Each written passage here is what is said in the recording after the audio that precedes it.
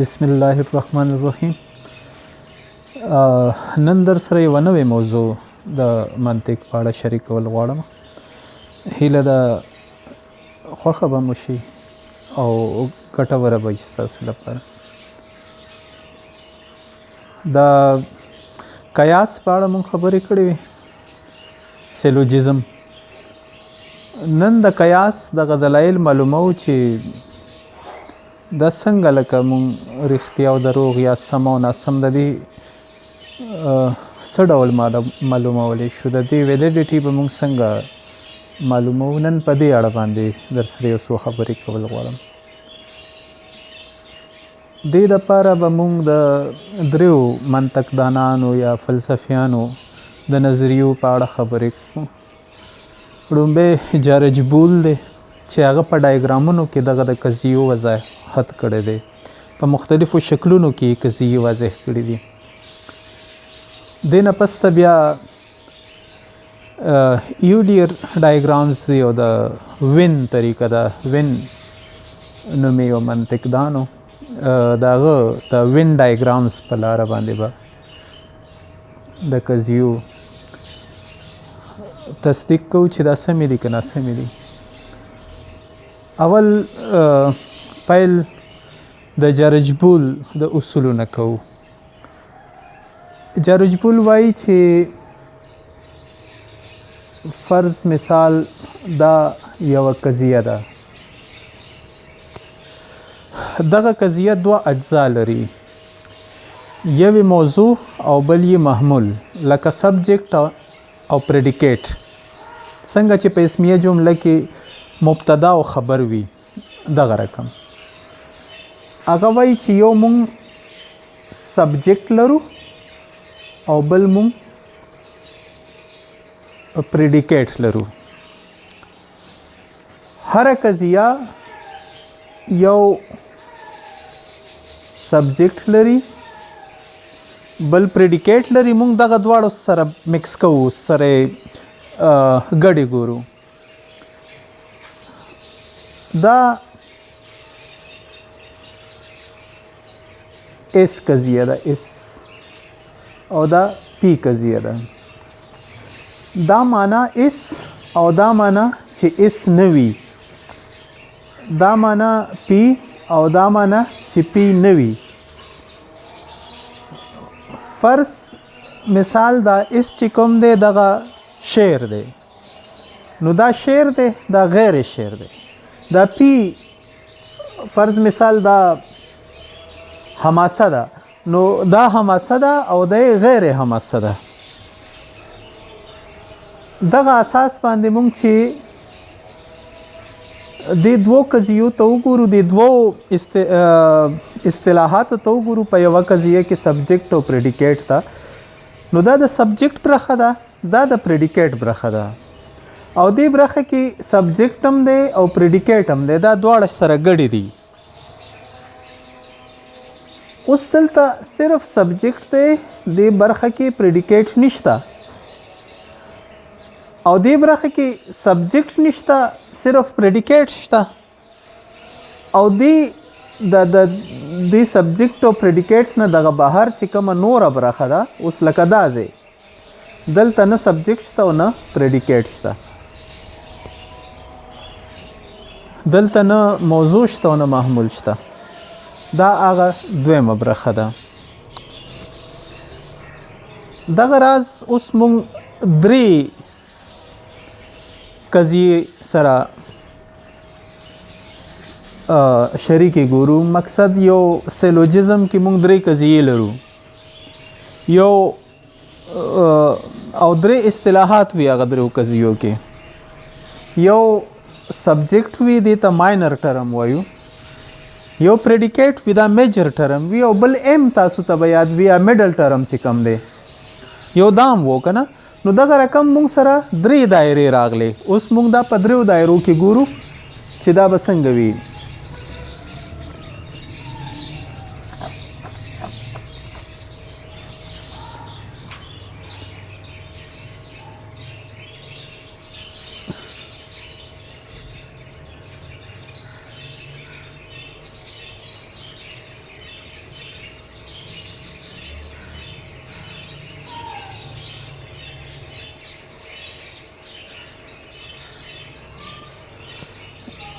دا د سبجیکټ برخه ده، دا د پریډیکیټ برخه ده او د میډل ټرم دی. منځنۍ اصطلاح چې کومه وه دی هغه ده. اوس دې برخه کې سبجیکټ شته، پریډیکیټ پکې نشته او میډل ټرم هم پکې نشته. دې برخه کې سبجیکټ نشته، پریډیکیټ شته او میډل ټرم هم نشته. دې برخه کې سبجیکټ نشته، میډل ټرم شته او پریډیکیټ نشته. اوس دا یوه برخه ده، دې برخه کې سبجیکټ نشته، باقي پریډیکیټ هم شته او میډل ټرم هم شته. نو دا به داسې لیکو. دې برخه کې سبجیکټ شته، پریډیکیټ نشته او میډل ټرم هم شته. دې برخه کې سبجیکټ شته، پریډیکیټ شته او میډل ټرم نشته. نو دا میډل ټرم د پاسه به دغه کش کو. او دې برخه کې ټول شته، سبجیکټ هم شته، پریډیکیټ هم شته او میډل ټرم هم شته. او دا بهر برخه چې کومه ده دې کې یو هم نشته، سبجیکټ هم نشته، پریډیکیټ هم نشته او میډل ټرم هم نشته. د ټولو د پاسه به کش کو. دې درو اصطلاحاتو کې دغه 1 2 3 4 5 6 7 8 امکانات مونږ لرو. دغه 8 امکانات دي مونږ سره. ښه، چې کومې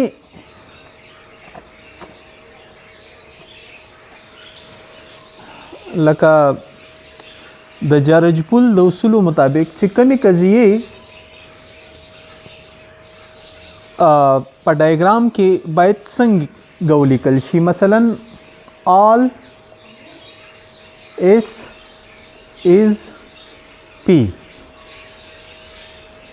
اوس s او p دوه دایرې دي. نو دې کې د s هغه برخه چې د p برخه نه ده به مونږ لیکو. نو دا به په کرښو مونږ دغسې څرګندوو.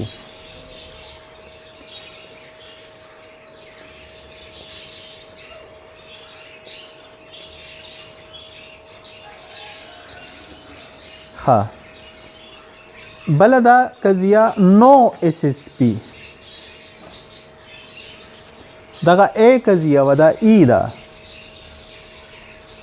نو اس اس پی. دا به مونږ دغه رقم لیکو، دا اس دی او دا پی ده. نو د دې دا برخه به مونږ برګه راولو داسې. اوس بله آی قضیه ده، sum s is p.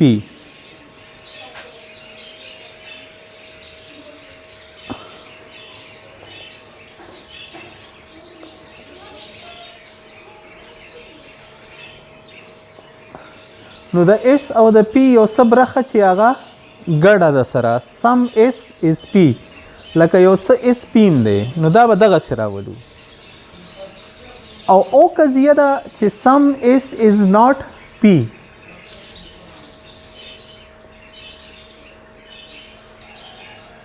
not p.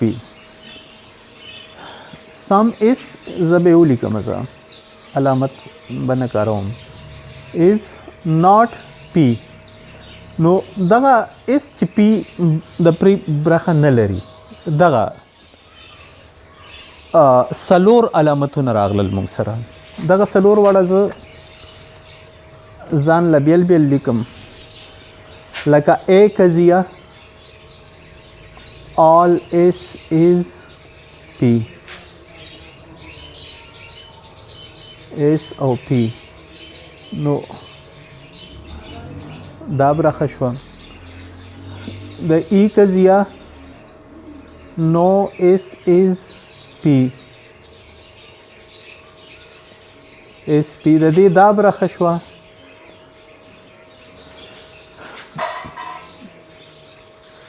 آی قضیه sum s is p. د دې دا برخه شوه. او د او قضیه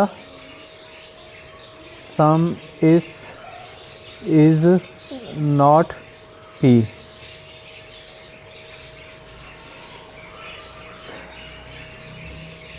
د دې دا علامت شو. لکه دا شخصي قضیې چې کومې دي د دې دپاره به دا علامت لګو او دا عمومي قضیې چې کومې دي د دې دپاره به دا علامت لګو. دا به برګو او دلته به چلیپا راکاږو پکې دا به کراس کوو. هیله ده په دې به مو سر خلاص شوی وي. اوس راځو د وین ډایګرام په لور. دې ته ایولیر ډایګرام هم وایي چې د دې ما تاریخ لوستلو نو دا شکلونه دا ډایګرامونه د ایولیر نه وړاندې هم موجود وو. لکه دا ډېر زاړه دي خو دې ته ایولیر ډایګرام وایي خلک. بیا وین یوه طریقه راوویستله چې دغه د سیلوجزم کره کتنه پې کوو موږ چې دا سم دی که سم نه دی. د دې اصول دا دي چې اوله قضیه لکه سیلوجزم کې 3 قضیې وي که نه. یو ګوره لکه A او دا د دې موډ دی دې ته موډ وایي او دا د دې فګر دی 1 یا 2 یا 3 یا 4. دا موډ او فګر چې یو ځای شي نو دې نه جوړ شي فارم دې ته شکل وایي. دا د سیلوجزم شکل فارم دی فګر دی او دی موډ دی چې موډ او فګر سره یو ځای شي دی نه فارم جوړ شي. دا مې تیر لیکچر کې در سره په دې خبره کړې وه چې سیلوجزم کې A E I لکه د دې 14 موډونه A کې دي 14 موډونه E کې دي 14 موډونه I کې دي او 14 موډونه په O کې دي. دغه 14 موډونه چې ټول راټول کې 4 شپېته شوه او دا 4 شپېته موډونه چې په 4 شکلونو باندې بیا ضربه وخوري نو 256 راځي تینا زما په خیال 256 شکلونه دي. دې شکلونو کې یعنی فارمونه دي. دې فارمونو کې یو څو سم دي نور نه دي سم. دغه اول فارم ګورو دی کې مقصد لکه موډ دا دی A او فګر دا دی 1.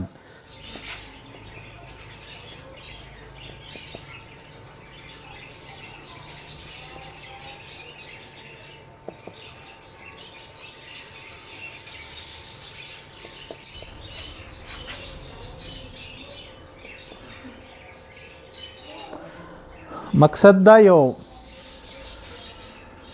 دلیل دی ما سره سیلوجزم کې یو قیاس دی. اوس دا قیاس د وین ډایګرام په اصولو باندې ګورو. موږ به اول د دې ډایګرام جوړ کړو all m is p. اول به دا جوړ کړو دا وګورو بیا به وګورو all s is m چې دا دواړه وګورو بس نور بیس نه کوو. بیا all s is p بیا لاندې به وګورو چې دا all s is p ته نه د دې دوه نه ترلاسه شوی دی که نه دی ترلاسه شوی. که ترلاسه شوی وي دا دلیل سم دی او که نه وي ترلاسه شوی دا دلیل نه دی سم. راځئ چې وی ګورو. اوس دې کې ګورو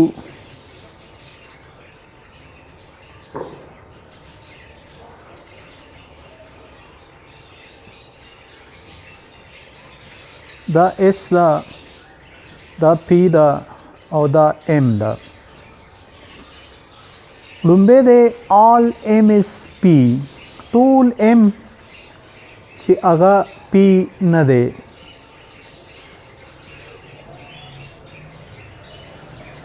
all M is P دا راغلو. اوس دویم کې دی all S is M ټول S چې هغه M نه دی نو ما سره د S هغه برخه چې M نه ده هغه راغله. اوس all s is p د دې نتیجه ده all s is p دغه برخه چې کومه ده دا د دې کې دننه چې کومه ده دا ټوله برګه راغلې ده او دا ټوله باید چې برګه راغلی وي هغه ټول اس چې هغه پی نه دی نو داسې راځي که نه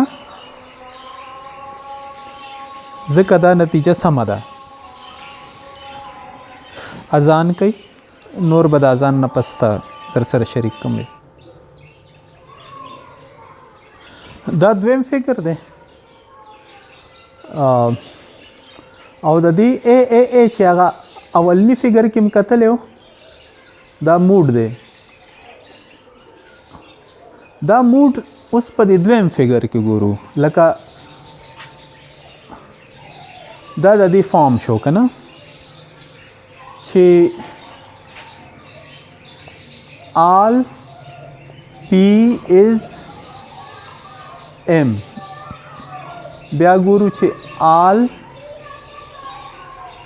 s is m therefore all s is p اوس دې کې ګورو دا د پی دایره شوه د اس دایره شوه وبخئ دا د پی دایره شوه او دا د ام دایره شوه اس پی او ام اوس ډومبه کې څه دي چې آل پی از ام آل پی چې ام نه دی آب وکړو دغسې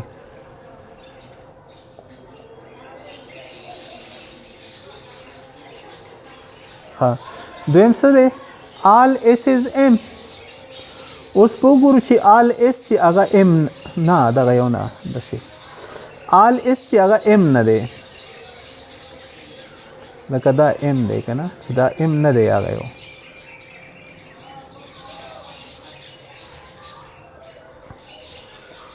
دغه ام نه دی اوس نتیجه موږ څه ترلاسه کړه آل اس از پی آغا اس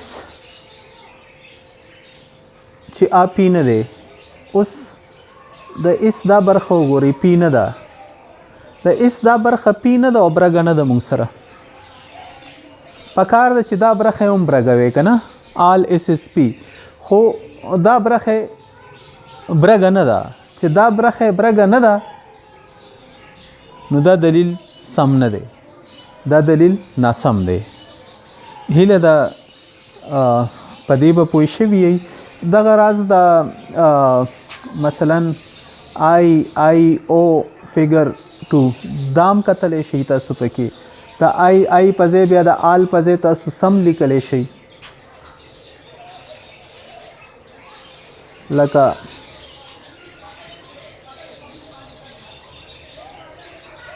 sum p is m بیا sum s is m بیا او کې چې کوم دی sum s is not p اوس دغه دا دلیل به هم لږ وګورو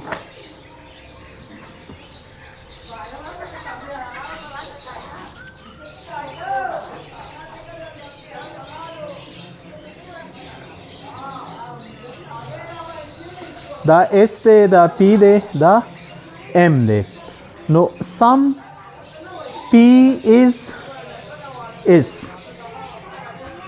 دا به دلته راشي که نه لکه دغه دوه پی نه sum p is s صحیح ده چې دلته به راشي دا پیم دی او اسم دی دا دواړه سره شریک دي بیا sum s is m اوس دغه یو دا راغلو دا خو مخکې نه راغلی دی sum s is m اوس دې نه به نتیجه راوباسو چې sum s is not p اوس sum s is not p پکار ده چې دلته کراس وي دلته کراس نشته نو دا دلیل سم نه دی که نه دغه رقم چې دا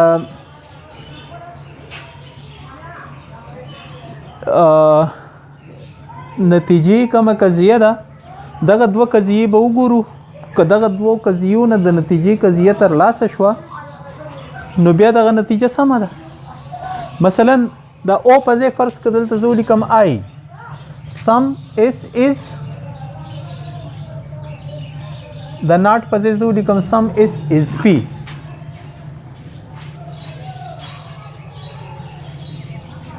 نو سم اس از پی دا وګوره سم اس از پی دام سم اس اس پی دلتم شته نو بیا دا دلیل ویلډ دی ځکه چې نتیجې هماغه ترلاسه شوه چې کومې ړومبو دوو پرمیسوس کې ړومبو دوو قضیو کې چې موږ څه وکړل نو نتیجې چې موږ کومه ترلاسه کړو مکه څه وشول چې کومې دې کې لیکلي دي دا مخکې نه شوي دي چې کوم مخکې نه شوي وي په دوو نتیجو د دې دوو قضیو عمل سره چې د دې درېمې قضیې یا د دې نتیجې عمل خپله ترلاسه شي نو دا سم دلیل دی که نشي ترلاسه نو دا ناسم دلیل دی. هیله ده لږ به مو سر پې خلاص شوی وي کومه ستونزه وه تاسو یې کمنټونو کې راته لیکلی شئ زه پې نور وضاحت بیا در کولی شم بل لیکچر پې در سره شریکولی شم. تر نورو خبرو مو په لوی الله سپارم. د الله په امان.